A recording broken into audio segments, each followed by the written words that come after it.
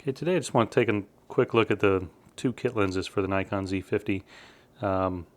Didn't go over them too much in the last video I did, but I just wanted to make a short video specifically about these two kit lenses. The 50 to 250 is an optional. It comes with a, you can get the two lens kit, the 16 to 50, along with the 50 to 250. So again, this gives you 16 to 50 on a full frame equivalent, like on a 35mm film camera, for example. This would be the equivalent of a 24mm to 75mm. And then this picks up, the 50 to 250 picks up where the 16 to 50 leaves off. So this is a 75mm equivalent up to 375mm because it's a 1.5 times crop factor on the APS-C sensor in the Nikon Z50. These do have the same lens mounts, the Z mount, that the Nikon Z6 and Z7 use. So you can use those on those cameras. And if you use them on the Z7, which I did just as a quick test, I didn't really see any difference in the quality. It still looks great. On a Z7, when it crops down, because it'll go into the crop mode, because a full frame camera, when you put the DX lens on it, it's going to crop down 1.5. So the focal length, the field of view on these two lenses looks like on the Z7 like it does on the Z50, and you end up with about the same resolution because the Z7, even though it's cropping down 1.5 times, you're starting out with a 45.7 megapixel sensor, so you still end up with 20 something megapixel files. So you could use these on there if you want to. So these two kit lenses, I was really surprised. I'd seen samples from them before I bought the Z50, and just in general, the Z50, I'd seen good things about it, but I kept hearing a lot of, complaints about it too, like just people comparing specs who didn't really use it. And, for example, just real quick, talking about the EVF, and well, it's a 2.36 million dot EVF like a lot of the other cameras, but thing is, Nikon puts really good glass in front of that panel, so it's a really nice EVF. The camera thinks that's a face. Let me move that out of the picture here. So these two lenses with the body, it's $1,200 right now in February of 2020. And the other thing people complain about is, or some people, on the long end, it's 6.3 aperture on both of these lenses.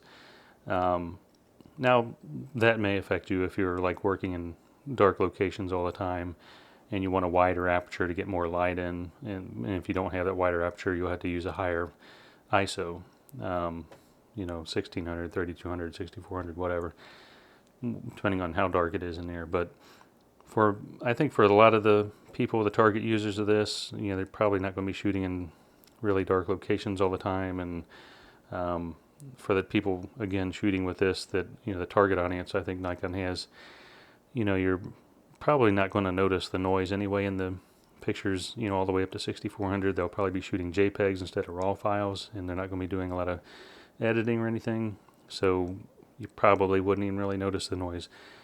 So that to me is not a huge issue, because I have the Z7, which I'm recording this with right now, and I've got the 24 to 70 f4 on there, and I'll be buying another lens for it in the future. But the aperture on these lenses doesn't bother me at all. But I just want to talk about how good these are optically. First of all, these do have a plastic mount, and if you look at that, I'm just looking through the viewfinder here.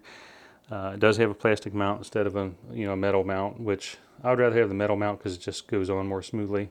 But these lenses weigh next to nothing, so it's not really a big deal. And for this price, I think it's appropriate and it's totally fine. Not a problem to have that plastic mount on there. Again, these are the collapsible lenses, so when you're starting out, this is the collapsed, setting, and you have to extend it to start shooting 16, and then it zooms out to 50. Same thing with the 50 to 250. You have to extend it out to the 50mm at least before you can start taking pictures, and then all the way out to 250. So they are collapsible. The 50 to 250 does have the plastic lens mount also. And the other thing is, as tiny as this does have vibration reduction, or VR as Nikon calls it. A lot of companies call it IS, or image stabilization.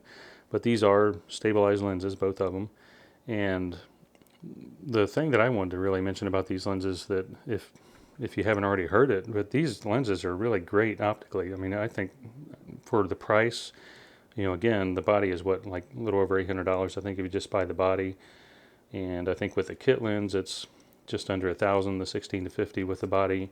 And then if you add the 50-250, so both lenses in the body today, again, this is like middle of February 2020, it's $1,200. So as good as these are optically, I was really surprised, at the price and how good they are optically. So they're super sharp. I've got a lot of pictures on my website, and again, I don't put the pictures here, so just link in the description down below. You'll see a lot of pictures there. But there are no problems that I can find with these lenses, as far as a lot of distortion or chromatic aberration, or that color fringing, like purple and green colors in the pictures. And this is, again, that Nikon hood that's optional. It's about $35. This doesn't come with it. You can get a JJC version, which I've got the JJC version of the hood on this one. They run about $14-15 if you want to get the JJC version. This was in stock, and I just went ahead and got it for the 50-250. But yeah, they're really sharp. Just check out my pictures. And thing is, right now it's wintertime. It's cold outside, and the days are kind of blah. It's cloudy a lot of times, raining, a little bit of snow once in a while, and there's just really not much to shoot. So I've been trying to get as much as I could just temporarily on my website, and I think I've got a pretty good selection of on there just to see what the lenses can do.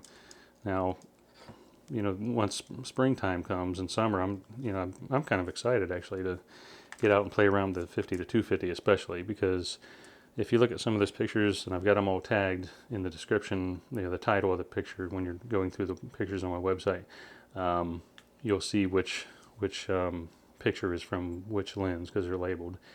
And the 50-250, I think, is really excellent, because by the time you zoom out to 250 millimeter, if you're only 3-4 feet away from a subject, you totally blur out the background. It's just like the bokeh, how the background blur looks. It's just super smooth and creamy. The image is really sharp, and this is just going to be a fun lens in summertime when all my plants are growing, because I do a lot of gardening on the side as a sort of a hobby also. And it's just, I think it's going to be a lot of fun really for this. I normally wouldn't buy one of these, specifically a lens that starts out at like a 75 millimeter equivalent, because I don't like to switch lenses a lot, and I normally need something a lot wider than that, starting out preferably at 24, which is this. But since it was cheap enough to come with the the 2-lens kit, I went ahead and got it, and I'm glad I did, because it's going to be a lot of fun when I know I don't mind having just one lens on, and I don't need anything wider. For example, I'm just out here poking around my garden and doing nature shots. I mean, this would be great for that, because it'll basically look like macro. And again, it's super sharp, in the camera with these lenses, really nice color. And of course, color just depends on how you want to edit, but you can make them look however you want. But starting out with the raw files and the basic settings that I use in Adobe Lightroom with the standard picture profile, I start with raw in the camera, with the raw file in Adobe, I mean. So in Lightroom, I'll apply the picture profile standard and make a few other little changes, and I have that saved as a preset just to start out with, and then I just kind of go from there as far as the editing. But yeah, I'm really happy with these lenses, and this little 16-50, it's just funny how small it is when it's collapsed down. And this is just a really tiny lens, but the vibration reduction, the image stabilization in these lenses is actually really, really good. And you'd be a little surprised at how good it is, just being this small, especially this one. This one's not super small, and the VR probably has a little more room to move, but I was really surprised at how good the 16-50 is also. But the body doesn't have in-body image stabilization So you do need the VR and the lenses if you want to go to slower shutter speeds and so on. So it's good that both of these lenses do have that. And I don't really have a whole lot more to say about these lenses right now, but like I said, it may sound a little funny, but I'm actually kind of excited to get out and shoot with this one especially, because it's just going to be a lot of fun, you know, zooming out to anywhere between 200 and 250 millimeter, which, you know, again, 250 is a 375 millimeter equivalent, and that's a really long lens.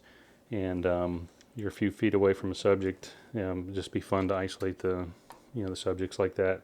And like I said, the background blur, you know, the bokeh is really pretty. And I've got plenty of samples on my website already, and I'll get a lot more on there as time goes by.